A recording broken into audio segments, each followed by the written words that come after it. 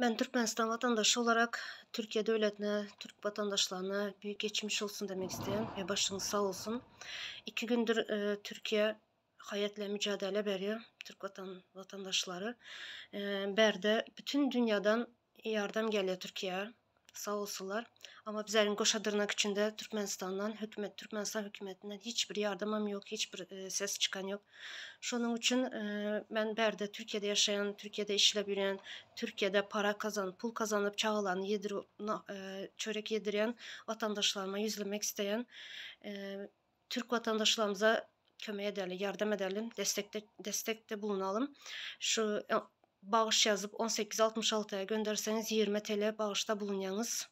Hiç olmasa bizlerden insanlık yardım olsun. Näme bolsa bize berde çörek, çağlarımıza çörek yedirotmuz, nankörlük etmeyelim. Sağ olun vatandaşlar.